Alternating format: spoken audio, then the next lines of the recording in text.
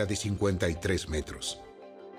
Luego el hombre me llevó a la puerta sur, que conducía al atrio interior. La midió y tenía las mismas medidas que las demás puertas. Los cuartos de vigilancia, las paredes divisorias y la antesala eran del mismo tamaño que en las otras. También tenía ventanas en las paredes y en la antesala. Y como las demás, el pasillo de la entrada tenía 26 metros con 50 centímetros de largo y 13 metros con 30 centímetros de ancho. Las antesalas de las entradas que conducían al atrio interior medían 4 metros con 20 centímetros de ancho y 13 metros con 30 centímetros de largo. La antesala de la puerta sur daba al atrio exterior. Tenía decoraciones de palmeras en sus columnas y había 8 escalones que conducían a la entrada. Luego el hombre me llevó a la puerta oriental que conducía al atrio interior. La midió y tenía las mismas medidas que las demás puertas. Los cuartos de vigilancia, las paredes divisorias y la antesala eran del mismo tamaño que en las otras. También había ventanas en las paredes y en la antesala.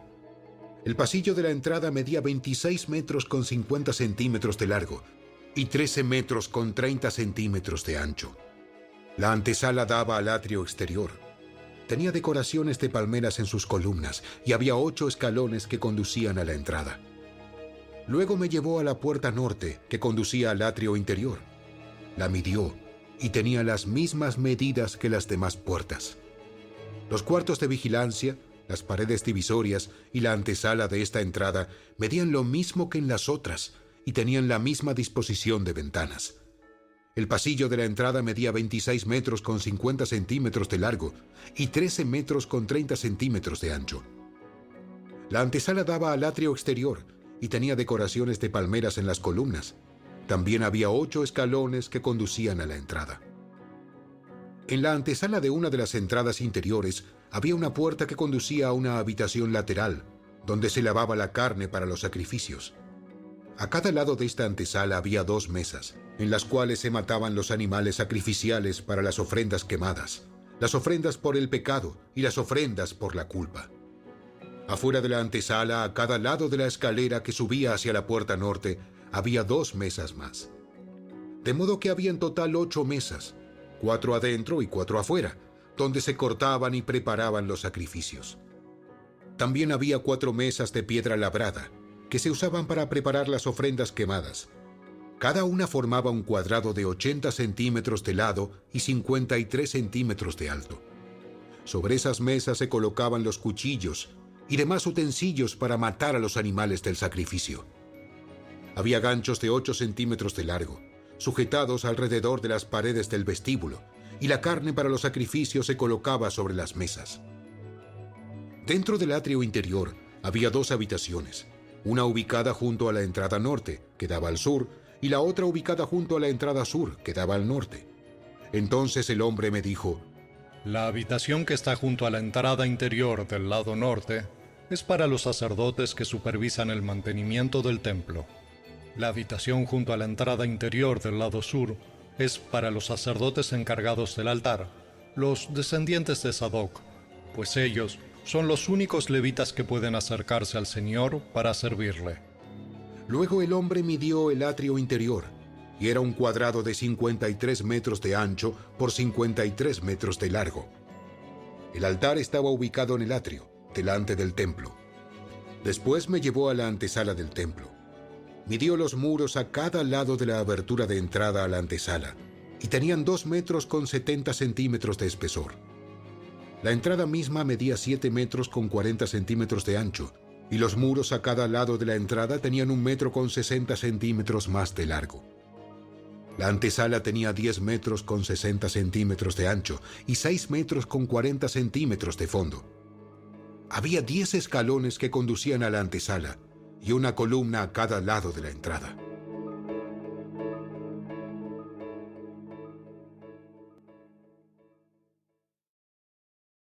Capítulo 41. Después el hombre me llevó al santuario del templo. Midió el espesor de los muros a cada lado del portal y era de 3 metros con 20 centímetros. El portal medía 5 metros con 30 centímetros de ancho y los muros a cada lado tenían una longitud de 2 metros con 70 centímetros. El santuario en sí era de 21 metros con 20 centímetros de largo y 10 metros con 60 centímetros de ancho. Luego él pasó del santuario a la sala interior. Midió los muros a cada lado de la entrada y tenían un espesor de 1 metro con 10 centímetros. La entrada medía 3 metros con 20 centímetros de ancho y los muros a cada lado de la entrada tenían una longitud de 3 metros con 70 centímetros. La sala interior del santuario medía 10 metros con 60 centímetros de largo y 10 metros con 60 centímetros de ancho. El hombre me dijo: Este es el lugar santísimo. Luego midió el muro del templo y tenía un espesor de 3 metros con 20 centímetros. Había una hilera de habitaciones a lo largo del muro exterior. Cada habitación medía 2 metros con 10 centímetros de ancho. Esas habitaciones laterales estaban construidas en 3 pisos, uno encima del otro, y había 30 habitaciones en cada piso. Las vigas de esas habitaciones laterales se apoyaban sobre cornisas exteriores que sobresalían del muro del templo. No estaban empotradas en el muro. El muro del templo era más estrecho a medida que aumentaba su altura, y por eso cada piso era más ancho que el de abajo. Una escalera subía desde el piso de abajo por el piso intermedio hacia el piso de arriba. Vi que el templo estaba construido sobre una plataforma elevada, la cual servía de base para las habitaciones laterales.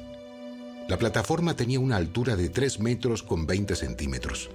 La pared exterior de las habitaciones laterales del templo tenía un espesor de 2 metros con 70 centímetros, lo cual dejaba un espacio libre entre las habitaciones laterales y la hilera de habitaciones a lo largo del muro exterior del atrio interior. Ese espacio libre tenía 10 metros con 60 centímetros de ancho y rodeaba todo el templo. De las habitaciones laterales salían 2 puertas al atrio del terraplén, que tenía 2 metros con 70 centímetros de ancho. Una puerta daba al norte y la otra daba al sur. Por el occidente había un gran edificio cuyo frente daba al atrio del templo. De ancho medía 37 metros con 10 centímetros, de largo 47 metros con 70 centímetros. Sus muros tenían 2 metros con 70 centímetros de espesor. Luego, el hombre midió la longitud del templo y era de 53 metros. El atrio que rodeaba el edificio con los muros incluidos tenía de largo 53 metros más. El atrio interior al oriente del templo también tenía 53 metros de ancho. El edificio al occidente, con sus 2 muros incluidos, también tenía 53 metros de ancho. El santuario, la sala interior y la antesala del templo tenían un revestimiento de madera, al igual que los marcos de las ventanas empotradas. Los muros interiores del templo estaban revestidos con madera por encima y por debajo de las ventanas. También estaban revestidos de madera el espacio sobre la puerta que daba a la habitación interior y sus paredes, por dentro y por fuera. Todas las paredes estaban decoradas con querubines tallados, cada uno con 2 caras, y había una palmera tallada entre cada querubín. Una cara, que era de hombre, miraba hacia la palmera de un lado. La otra cara, de un león joven, miraba hacia la palmera del otro lado. Las figuras estaban talladas por todo el interior del templo, desde el piso hasta la parte superior de las paredes, incluido el muro exterior del santuario. En la entrada al santuario había columnas cuadradas y eran similares a las que había en la entrada del lugar santísimo. Había también un altar de madera, que medía 1 metro con 60 centímetros de alto y 1 metro con 10 centímetros de ancho. Las esquinas, la base y los costados del altar estaban hechos de madera. El hombre me dijo: Esta es la mesa que está delante de la presencia del Señor. Tanto el santuario como el lugar santísimo tenían doble entrada, y cada entrada consistía en 2 puertas giratorias. Las puertas que conducían al santuario estaban decoradas con querubines tallados y palmeras talladas, como las de los muros. Había un techo de madera frente a la antesala del templo. A ambos lados de la antesala había ventanas empotradas, decoradas con palmeras talladas. Las habitaciones laterales a lo largo del muro exterior también tenían techos.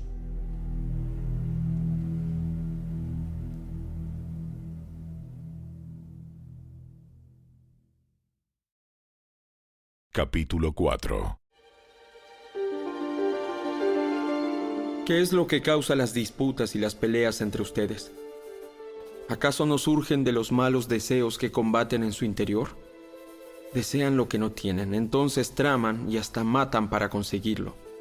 Envidian lo que otros tienen, pero no pueden obtenerlo. Por eso luchan y les hacen la guerra para quitárselo. Sin embargo, no tienen lo que desean porque no se lo piden a Dios. Aun cuando se lo piden, tampoco lo reciben porque lo piden con malas intenciones. Desean solamente lo que les dará placer. Adúlteros, ¿no se dan cuenta de que la amistad con el mundo los convierte en enemigos de Dios? Lo repito, si alguien quiere ser amigo del mundo, se hace enemigo de Dios. ¿Acaso piensan que las Escrituras no significan nada? Ellas dicen que Dios desea fervientemente que el Espíritu que puso dentro de nosotros le sea fiel. Y Él da gracia con generosidad. Como dicen las Escrituras, Dios se opone a los orgullosos, pero da gracia a los humildes. Así que humíllense delante de Dios, resistan al diablo, y Él huirá de ustedes. Acérquense a Dios, y Dios se acercará a ustedes. Lávense las manos, pecadores, purifiquen su corazón, porque su lealtad está dividida entre Dios y el mundo. Derramen lágrimas por lo que han hecho, que haya lamento y profundo dolor, que haya llanto en lugar de risa y tristeza en lugar de alegría. Humíllense delante del Señor, y Él los levantará con honor. Amados hermanos, no hablen mal los unos de los otros. Si se critican y se juzgan entre ustedes, entonces critican y juzgan la ley de Dios. En cambio, les corresponde obedecer la ley, no hacer la función de jueces. Solo Dios, quien ha dado la ley, es el juez. Solamente Él tiene el poder para salvar o destruir. Entonces, ¿qué derecho tienes tú para juzgar a tu prójimo? Presten atención, ustedes que dicen, hoy o mañana iremos a tal o cual ciudad y nos quedaremos un año. Haremos negocios allí y ganaremos dinero. ¿Cómo saben qué será de su vida el día de mañana? La vida de ustedes es como la neblina del amanecer. Aparece un rato y luego se esfuma. Lo que deberían decir es, si el Señor quiere, viviremos y haremos esto o aquello. De lo contrario, están haciendo alarde de sus propios planes pretenciosos y semejante jactancia es maligna. Recuerden que es pecado saber lo que se debe hacer y luego no hacerlo.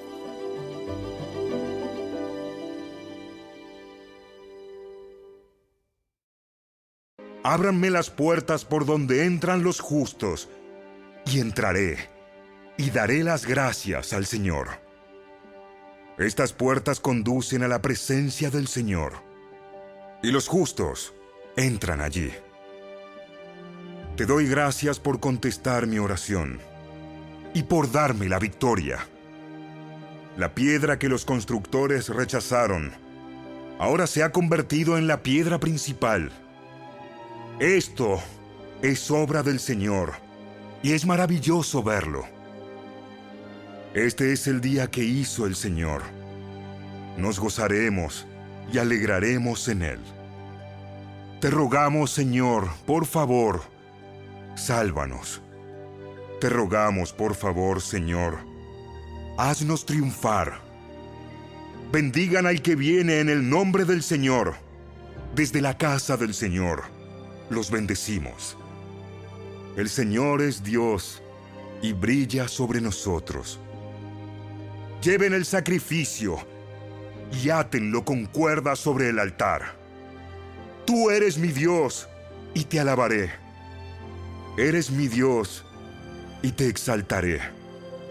Den gracias al Señor, porque Él es bueno. Su fiel amor perdura para siempre.